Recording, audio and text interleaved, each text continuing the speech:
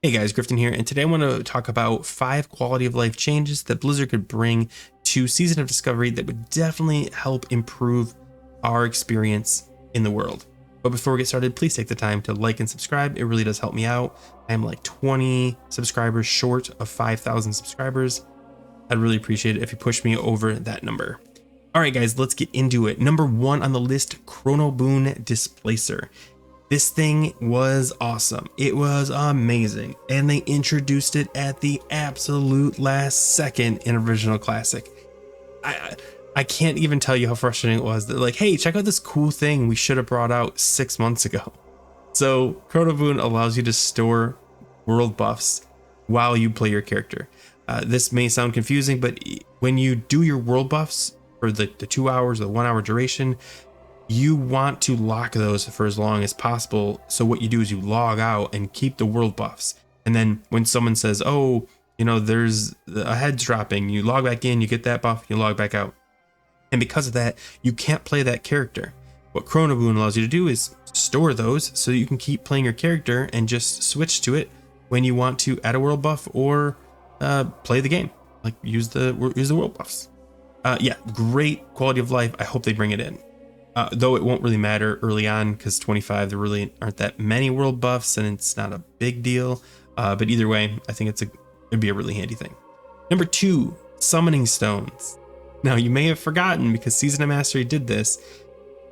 Meeting stones and summoning stones are not the same thing. So in Classic, meeting stones were like kind of like looking for group, but they changed them to summoning stones so you could summon people. I think this should be put in the game. If they've mentioned this, I haven't seen it.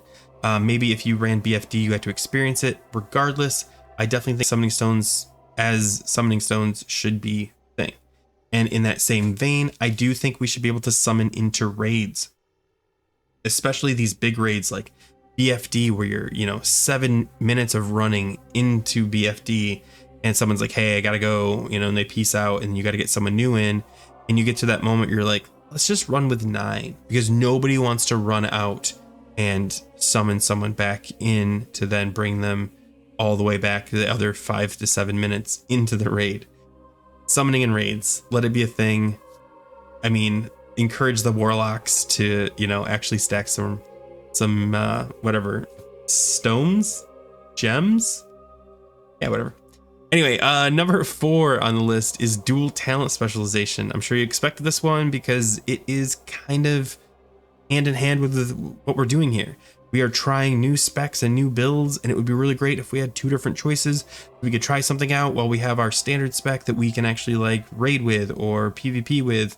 And then the other one would be like, oh, I'm trying out this holy ret thing or this spell hance thing or whatever you're trying. I think it would be really handy. I know they are reducing the cost of respecking, but I don't think that would be beneficial because you have to be in a capital city and it would require you to constantly be respecking. But if you are going to be constantly respecking, that'll bring us to number 5 on the list, talent preview. Yeah, let us preview our talents before we lock them in, especially because we're buying them so frequently. Let us pick the points and then hit learn. Because if we misclick while we're trying to hurry up and get ready for raid, it's going to be super annoying. We're like, oh, hold on, I got to respec again because I accidentally picked this one point and I meant to pick this other point. Yes, talent preview. Now, I did say 5, but I do have a 6th because it's not a quality of life change, but I'm curious what you guys think. All realms should be PvP. I know, guys, I know that you're like, no. Try it.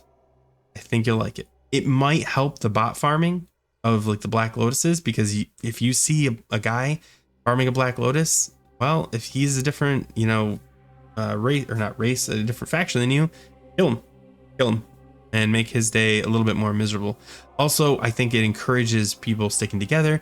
It also encourages the concept that Blizzard has said they want to do, whereas the main character is the World of Warcraft, not the player.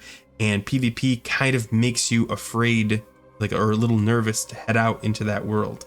And I think that's a really healthy experience. And I think it'll encourage more people trying out PvP. This is the time to PvP. Those PvP pros, even they are like, I don't know. I don't know who the best class is going to be. I don't know what's stronger. I don't know how this class mechanics will work. Yeah, sure, maybe they've got some ideas, but they don't know for sure. And that might give you an advantage to get into the game of PvP. Anyway, guys, I'm just throwing that out there. Let me know what you think of the list. Let me know in the comments of stuff that I missed that you're like, this has to be in the game. Thanks for watching, guys. And as always, take care.